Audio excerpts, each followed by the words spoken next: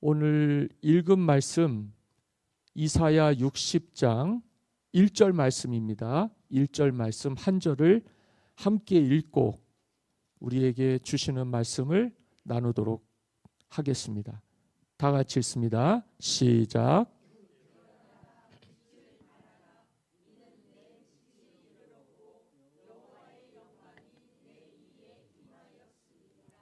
아멘. 올해 우리 교회의 표어가요, 일어나라 빛을 발하라. 오늘 이사야 60장 1절에 있는 말씀이 우리 교회 주제 말씀이에요. 그래서 올해는 일어나 빛을 발하는 교회가 되겠습니다. 여러분들에게 이 말씀을 전해드리면서 오늘 우리가 기억해야 될 말씀 두 가지. 첫 번째는 일어나라. 두 번째는 빛을 발하라. 이 두 가지입니다. 올해 우리가 무슨 해라 그러죠? 말의 해. 붉은 말. 그 붉은 말은 중국에. 이 중국 사람들은 황금색을 좋아하고 붉은색을 좋아해요. 그래서 여러분들 아십니까?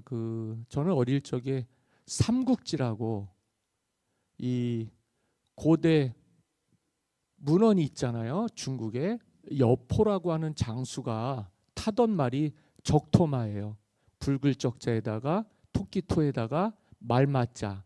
그래서 말이요, 붉은 말이 토끼처럼 빠르게 뛴다. 그래서 이 말은 유명한 말 아닙니까? 적토마라고. 이게 하루에 1000리를 달린다는 거예요. 그래서 대단히 말 중에서도 아주 뛰어난. 그래서 이제 오늘 무슨 말씀을 드리고 싶냐면, 중국 사람들이 좋아하는 적토마, 올해 우리가 말하는 말의 해 다 뭐 하는 거냐면 뛰는 거예요. 그런데 뛰려면 어떻게 해야 돼요? 누워 있어야 될까요? 일어나야 되겠죠. 그 말입니다. 오늘 우리에게 누워 있지 않고 일어설 수 있게, 그래서 달려 나갈 수 있을 만큼 필요한 게 뭐냐? 각성입니다. 각성. 각성을 여러 번 들으셨을 거예요. 일어나라고 하는 건 영적 각성을 하라는 겁니다. 성경에서 말하는 건 영적 각성을 하라는 거예요. 영적 각성이라고 하는 건 그런 겁니다. 사람의 존재의 가치가 드러나게 되는 거죠. 하나님 우리를 누구의 형상으로 지으셨냐면 하나님 당신의 형상대로 지으셨습니다. 이 말은 하나님의 영광이 우리의 삶 가운데, 모습 가운데 그대로 반영이 돼 있다는 거예요. 이 말은 또 무슨 뜻이냐면 사람에게는 능력이 있다는 겁니다. 그런데 능력을 상실을 해버렸어요. 뭐 때문에 상실을 했냐면 죄 때문에 그렇습니다.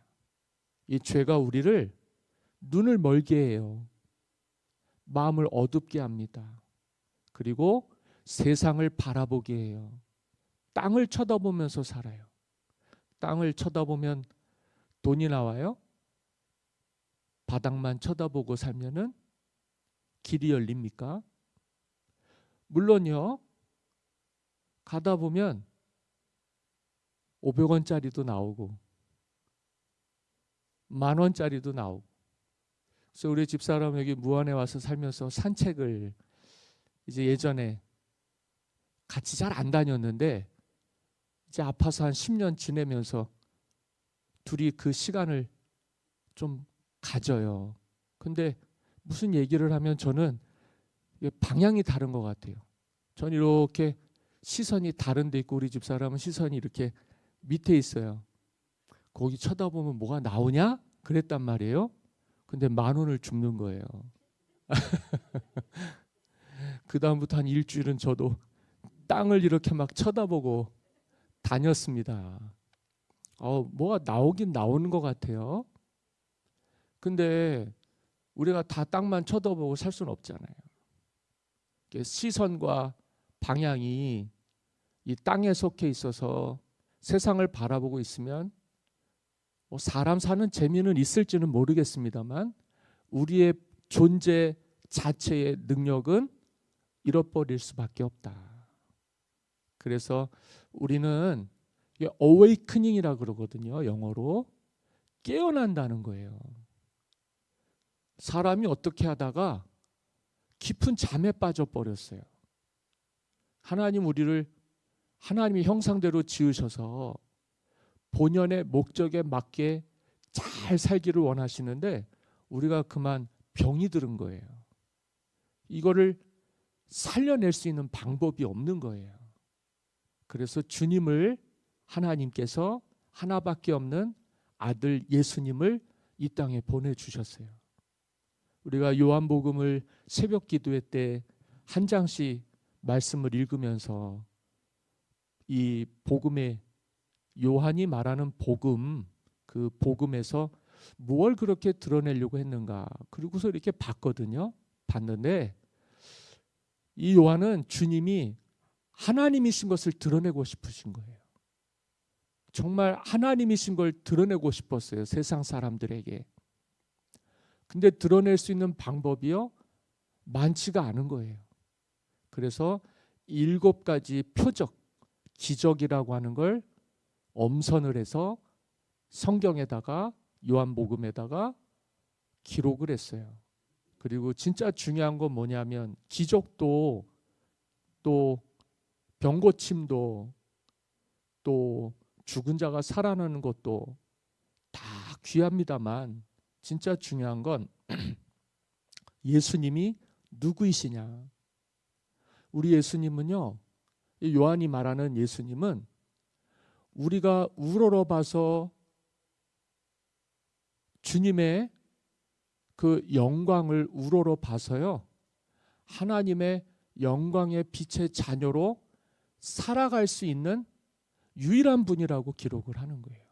근데 그게 뭐냐면 골고다 언덕 위에 있는 십자가의 주님이 못을 박히셔서 두 손에 두 발에 그 십자가를 세웠단 말이에요.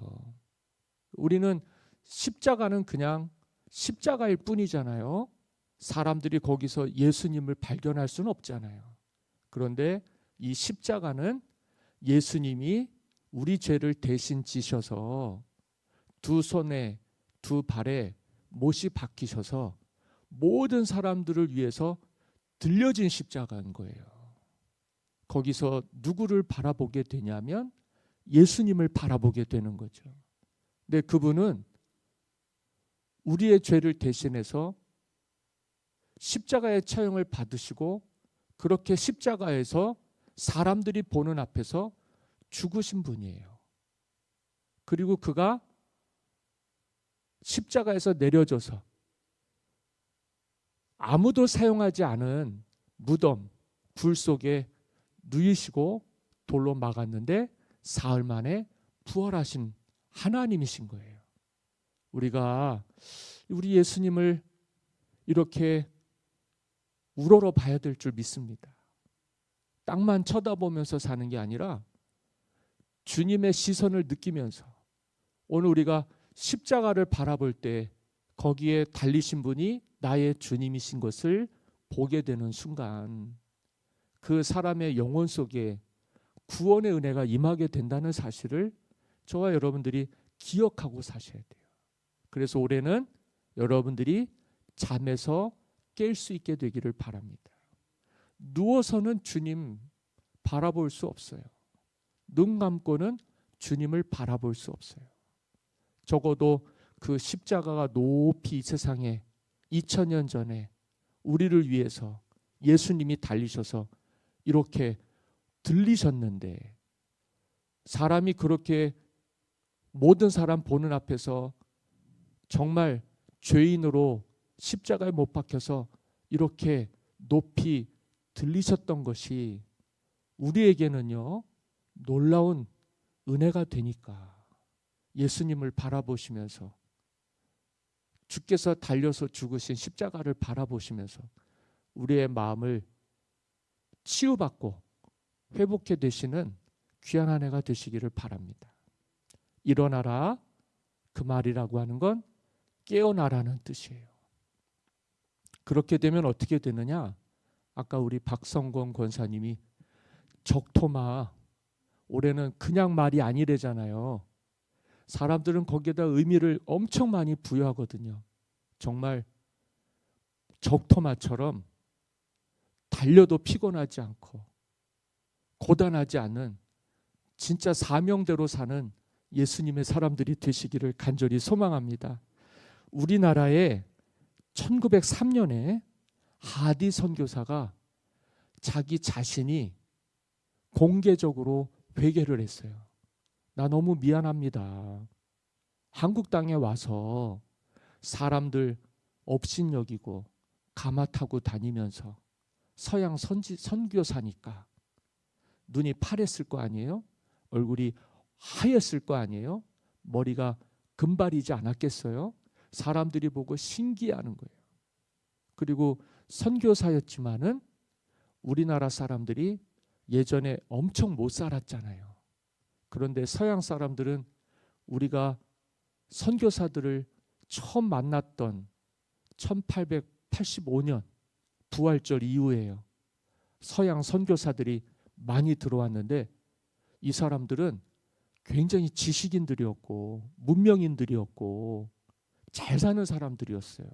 그러다 보니까 우리나라에서 선교 활동을 할 때 중앙 고종 황제가 있는 그 왕이 있는 궁궐에서 가까운 곳에서요. 왕이 주는 혜택을 많이 받았단 말이에요. 의술로, 교육으로, 또 여러 가지 일들로 선교사들이 다방면에서 두각을 나타냈었던 것 같아요. 근데 그러다 보니까 익숙해지는 것 한 가지가 있는데 우리는 상명하복 사회 아닙니까? 왕이 있고 출신이 있고 그래서 양반이 있고 상놈이 있고 그런 사회 속에서 저절로 이 선교사들의 위치가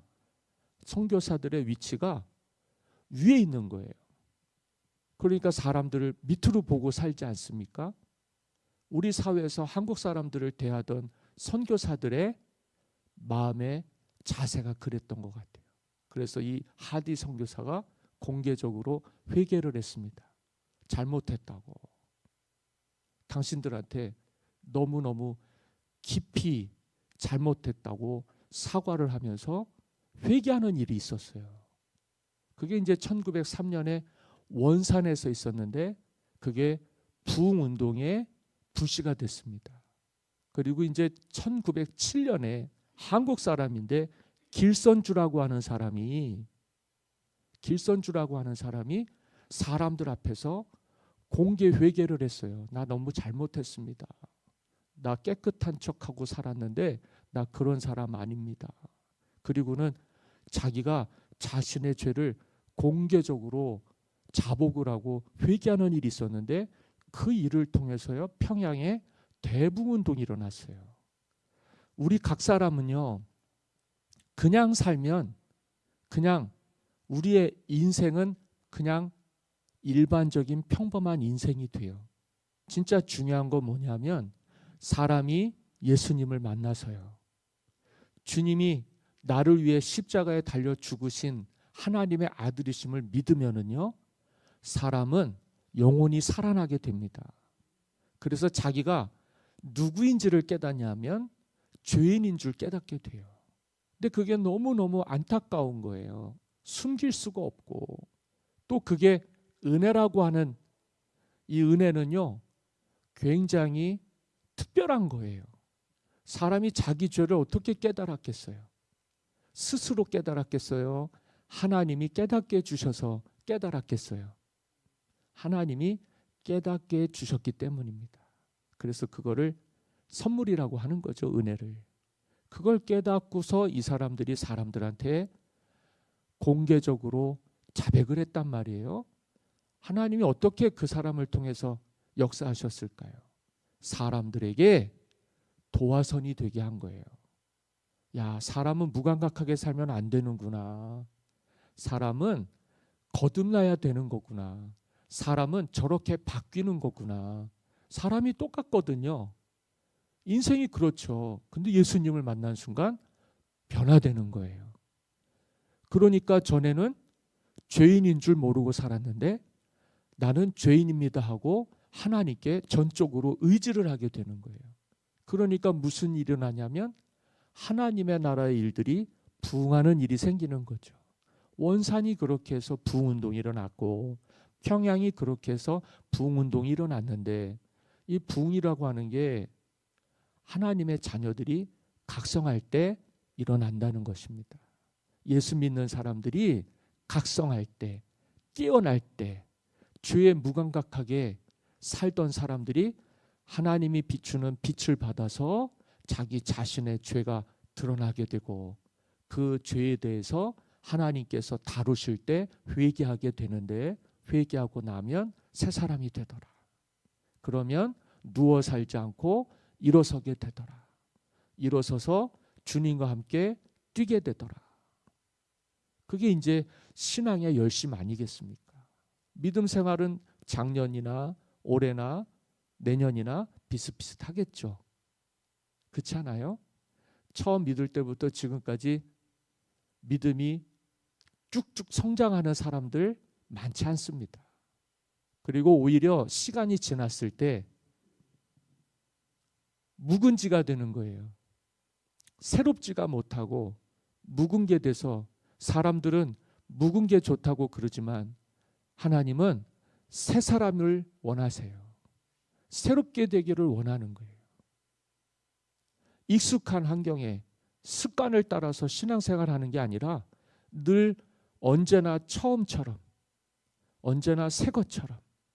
그래서 낡은 가죽 부대는 기워서 못 써요.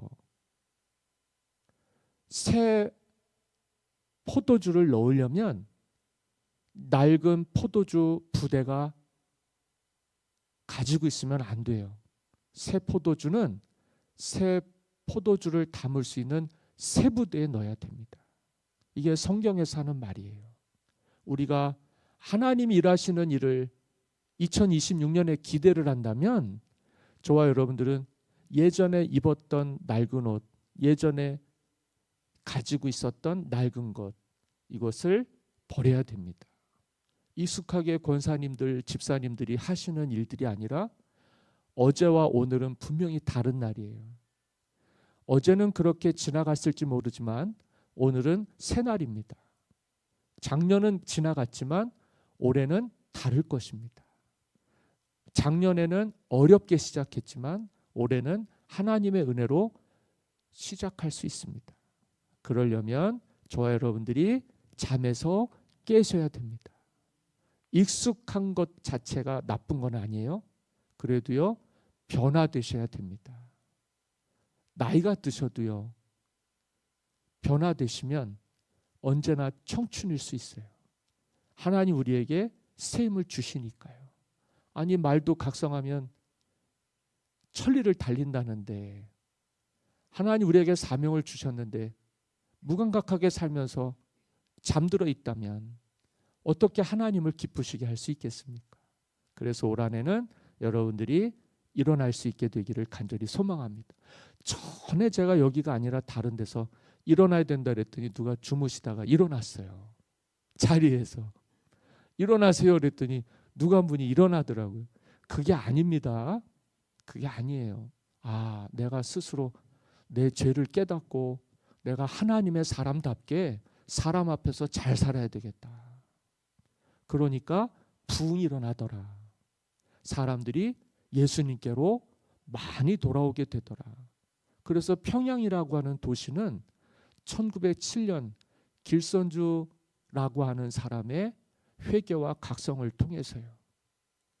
평양을 동양의 예루살렘이라고 할 정도로 예전에는 평양 거리에 한 집걸로 한 집이 술집이었대요.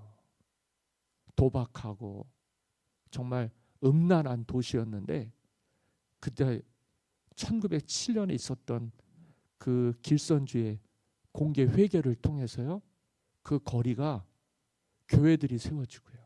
그 거리가 동양의 예루살렘 같은 성지같이 아주 놀라운 부흥이 있었다는 사실, 그것을 꼭 전해주고 싶었고, 우리 향교계 1번지도 하나님이 빛을 비추어 주셔서요, 잠든 영혼들을 깨워주시고 교회가 교회되게 해주셔서요, 여기서 하나님의 놀라운 은혜가 이 도시를 다 새롭게 할 수 있을 만큼 하나님이 쓰임받게 우리를 인도해 주시기를 예수님의 이름으로 간절히 축원합니다.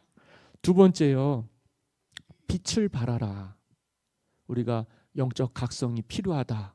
그래서 우리 자신이 사명이 있는데 사명을 못 깨닫고 무감각하게 자는 것처럼 살면 안 된다. 그렇잖아요.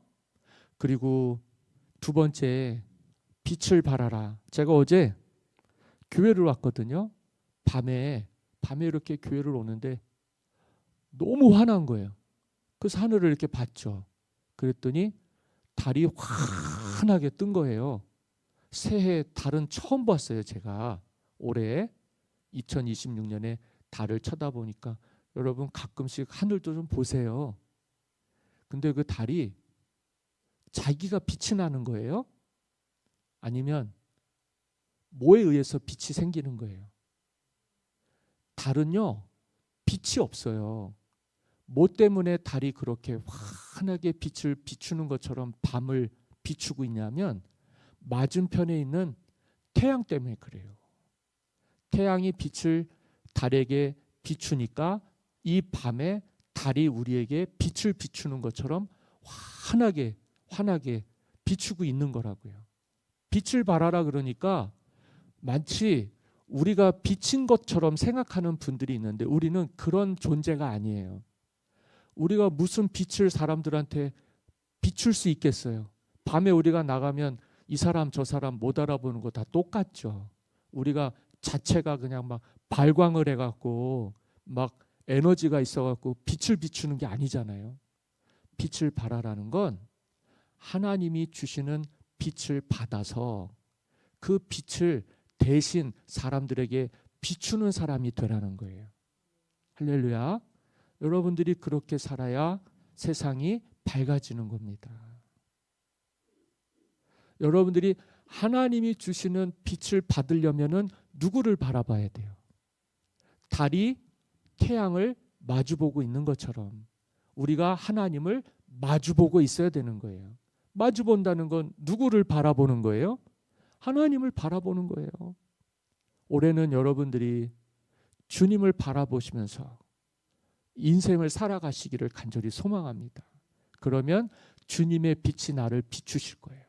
그러면 그 빛을 사람에게 비추는 빛 같은 인생이 되게 해주실 줄 믿습니다. 마치 자기가, 문선명 씨도 그랬죠. 자기는 태양이라고 그랬단 말이에요. 태양이 죽습니다.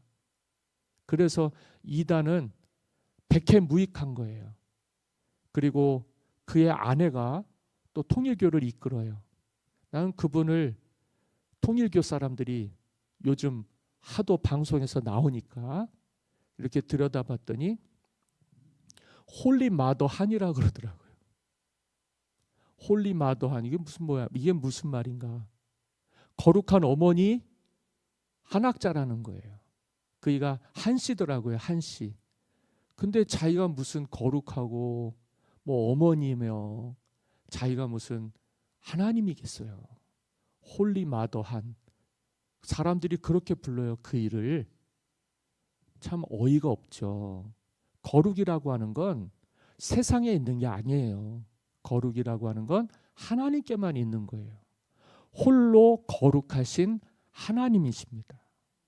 그래서 하나님은 한 분밖에 없는 거예요. 근데 우리의 나라에는 하나님이 너무 많죠. 남편이 못하면 아내가 하고, 아내가 못하면 자식이 하고, 무슨 하나님이 둘이고 셋이고 그래요. 안타까운 일입니다. 그들에게는 빛이 없어요. 하나님이 부여해 주신 삶만 있고 그 삶 가운데서 주님을 바라볼 때 그 빛을 발하게 하시는 존재일 뿐입니다. 우리 스스로는 빛을 발할 수가 없어요.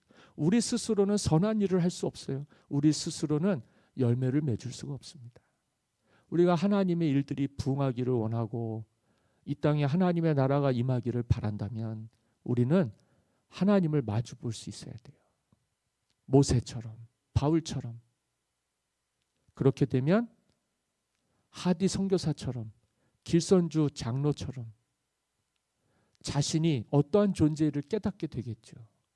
그리고 회개하고 각성해서 두 번 다시 세상 바라보지 않고 주님 바라보면서 살면 그게 부흥입니다. 저는 우리 교회가 그와 같이 되기를 간절히 소망해요.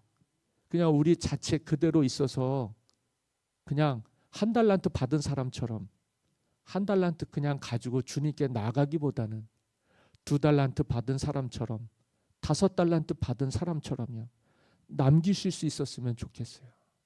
갑절로요. 그래서 주님께 칭찬받고 주님께 상 받는 성도가 되시기를 간절히 원합니다. 그러려면 주님을 바라보셔야 되겠다. 그러면 우리가 누구를 닮게 되겠어요? 예수님을 닮게 되겠죠. 예수님을 닮은 사람들은 예수님처럼 오늘 우리가 이 땅에서 하나님의 일들이 부흥하게 되는 걸 보게 되겠죠. 우리 집사님들과 권사님들이 작은 예수님이 되셔갖고, 저는 이걸 신학교에서 처음 들었거든요. 우리가 이 땅의 작은 예수라고. 근데 뭐 작은 예수라고 이렇게 얘기만 하지 그렇게 살지를 않으면 아무 소용이 없는 거예요. 우리가 교회 다니면서 크리스찬이라고 얘기는 하는데, 집사님, 권사님 얘기하는데 예수님을 바라보지 않으면 우리에게 무슨 빛이 있겠어요? 사람 사는 게 똑같죠. 그러니까 뭐라고 얘기합니까? 교회 다니는 사람이나 교회 다니지 않는 사람이나 예수 믿는 사람이나 예수 안 믿는 사람이나 다 똑같다. 이게 얼마나 창피한 얘기예요. 예수 믿는 사람은 다른 거예요. 남들은 빛을 낼 줄 모르지만 우리 예수 믿는 사람은 빛을 낼 수 있는 사람이에요. 세상은 어두운 세상이라고 그래요. 그래서 뭐가 필요하냐면 빛이 필요해요. 그런데 그 빛을 누가 비추냔 말이에요. 우리가 예수 믿는 사람으로서 세상을 향해서 주님을 마주하면서 주님 우리에게 주시는 그 빛을 받아서요, 빛과 같이 살아갈 수 있게 되기를 바랍니다. 너희는 세상의 빛과 소금이라 그랬어요. 주님의 자녀들은 빛의 자녀들이라 그랬어요. 그래서 이 주님의 자녀들, 빛의 자녀들은 어둠에 다니지 않는다 그랬어요. 세상 쫓아서 세상만 바라보면서 쳐다보다가 돈 10,000원 나올 수 있고 동전 주실 수는 있겠으나 우리가 하나님의 자녀로서 그런 인생이 되면 안 되겠다. 거지 같은 거 아니에요? 거지 같은 거. 땅만 쳐다보면서 세상의 것들이나 좀 구걸하면서 그렇게 살아가는 인생이 아니라 예수 향기 나타내는 빛의 자녀답게 빛이 돼서, 아이고 우리가 그렇게 영광스러운 존재인가? 아니요. 우리가 아니라 주님 때문에. 주님이 우리를 빛으로 비추어 주시고 우리를 세상의 빛이라 말씀하여 주셨으니까 그렇게 사는 길은 주님을 바라보는 길밖에 없어서 오늘 우리가 이렇게 주님께 나왔습니다. 저와 여러분들이 이 믿음의 생활을 정말 지루하게, 지긋지긋하게, 또 주일이 왔는가, 또 주일인가, 또 뭐 내 차례인가, 내 차례는 빨리 안 왔으면 좋겠고, 오늘 여성교회가 무슨 모임을 하시는지는 모르겠지만 아무튼 쉽지 않은 일들이에요. 그죠? 또 내가 해야 되나? 또 이거 우리가 맡아야 되나? 그렇잖아요. 내 이번만 하고 그만두고 싶다. 뭐 별의별 생각들이 다 있겠지만은 그게 나를 위한 건지 하나님의 영광을 위한 건지 분명하게 오늘 우리에게 주님께서 깨닫게 해주셔서요. 이게 각성이구나. 예전에는 겨우겨우 했는데 각성한 이후에는 넉넉히 하는 거죠. 사람이요, 각성하면 진짜 무서워요. 각성하면 놀라운 일들이 일어납니다. 공부 못하는 애들이 각성하면 공부 잘하게 돼요. 남 탓하던 사람들이 각성하면요, 사람들에게 선한 영향력을 행사하는 사람이 됩니다. 사람은 늦게 각성하더라도 각성하는 게 좋아요. 야, 내가 나이 들어서 무슨 이 나이에 예수를 어떻게 더 잘 믿고 어떻게 더 주의 일하고 어떻게 선교하고 어떻게 전도하고 그러냐. 우리가 하면 못하죠. 그런데 주님 바라보면 주님이 빛을 비추어 주셔서 우리가 그 빛을 반사만 하면 되는 거니까, 내가 하는 게 아니라 주님이 하시는 일들을 오늘 우리가 이 땅에서 살아가면서 하시면 좋겠습니다. 제가 전에 얘기했던 말이 있어요. 저는 21살 때 예수님을 만났어요. 근데 그 예수님 만나서 정말 좋았어요. 예전에 나하고는 너무너무 다른 삶을 살게 주님이 은혜를 베풀어 주셨던 해였어요. 그래서 몇 살까지 그렇게 살았냐 하면 39살까지 그렇게 살았습니다. 그래, 동력이 떨어졌을까요? 정말 땅바닥에 내동댕이 쳐진 것 같이 바닥으로 뚝 떨어진 적이 있어요. 그런데 올라올 수가 없었어요. 그런데 40세에 또 주님을 만났어요. 못 살 줄 알았는데 하나님이 또 새롭게 해주셨어요. 그래서 새 일을 행하시는 주님과 여기 무안에 내려와서 지금 올해 목회 30년, 96년에 첫 목회를 했는데 올해 30년이 됐어요. 아무도 저한테는 너무너무 감격스러운 거예요. 만약에 하나님이 나를 21살 때만 은혜를 주셔갖고 인생 그렇게 처음에는 각성을 해갖고 뭘 해도 그렇게 하나님의 은혜고 뭘 해도 그렇게 감사했는데 시절이 지나서 결혼도 하고 애도 낳고 인생도 살다 보니까 왜 그렇게 초라해져 가는지요. 은혜는 다 사라지고요. 뭐만 남냐면 껍데기만 남으니까 불평 불만만 생기는 거예요. 그래서 자꾸 남 탓하게 되고 변명하게 되고 핑계대고, 에이 나는 이래서 안 되고 나는 저래서 못하고, 이런 인생이 될 뻔했는데 하나님께서 훈련을 시켜주시는 거예요. 아, 그때가 은혜 받는 때구나. 사람이 절망을 하지만은 하나님의 자녀들은 절망에서 벗어나서 희망으로 옮겨지는 거예요. 누구를 만나면은요, 그 예수님을 만나는 순간 우리는 변화된 인생을 살아가게 되는 거죠. 그리고 그때 제가 정말 조심스럽습니다만 무안으로 가라는 주님의 음성을 들었어요. 그래서 여기 와서 목회를 한 거죠. 40세에. 저는 너무 감사합니다. 그 말의 뜻이 정확하게 이해가 안 돼서 고생을 떡치게 했습니다만 그래도 화가 복이 되게 해주셨어요. 그리고 지금 다시 은혜가 필요합니다. 우리 식구들과 함께 이 주님의 길을 가려고 하니까 내 노력과 내 경험과 내 의지만 갖고 안 되는 것 같아요. 점점 더 몸이 쇠해져 가고 점점 더 마음이 약해져 가고 의지가 약해져 가고 환경이 보이고 자꾸 세월 탓하고 남 탓하게 되는 걸 보니까 올해는 은혜를 받아야 되는 것 같습니다. 그래서 남은 목회가 저는 이제 얼마 안 남았어요. 그래도요 30년을 인도해 주신 하나님을 찬양합니다. 앞으로 15년을 꽉 채우면 15년인데 이 인생은 은혜로 시작해서 은혜로 마칠 수 있게 해주십시오. 그래서 다시 한번 은혜를 갈망합니다. 하나님, 내게 각성할 수 있는 은혜를 주십시오. 일어설 수 있는 새 힘을 받게 해주십시오. 빛을 발할 수 있도록 주님을 마주보고 살게 해주십시오. 주님 등 돌리고 살면 손해예요. 어떻게 내 노력으로는 마칠 수는 있겠습니다만 그렇게 살기에는 하나님의 자녀들이 너무 아깝다. 비록 삶 속에서는 또 환경 속에서는 오늘 우리가 비교도 되고 지역이니까 지역교회는 어려움도 많죠. 지역도 어려운데 교회도 어려움이 있습니다만 저는 올 한 해가 어느 해보다 귀하고 중요하다고 생각합니다. 여기 전환점에 서 있어서 우리가 앞으로 잘 될지 안 될지 아무도 몰라요. 그래도 하나님이 은혜 주시면 원산에서 부흥이 일어났던 것처럼, 평양에서 부흥이 일어났던 것처럼 무안에서도 부흥이 일어나게 해주실 줄 믿습니다. 사람은 할 수 없는데 하나님은 하실 수 있으니까요. 다른 사람들이 안 바라보는 데야 뭐라고 그러겠습니까마는 우리는 주님을 바라볼 수 있게 되기를 바랍니다. 그래서 빛이 나는 교회, 제가 굉장히 좋아하는, 만약에 제가 여기가 광림교회가 아니었으면 제가 이름 짓고 싶은 교회가 이름이 몇 개가 있는데 빛과 소금교회. 하나님 정말 빛처럼 소금처럼 빛을 발하고 맛을 내면서 살 수 있게 해주세요. 그렇지 않아요?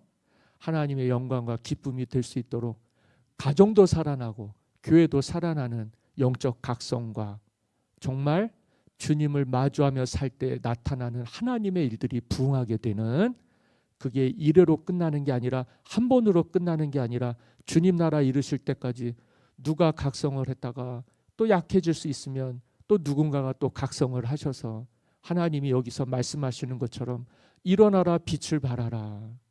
하나님의 빛이 임해서요 세상이 밝아지게 우리를 축복의 도구로 사용하여 주시기를 예수님의 이름으로 간절히 축원합니다.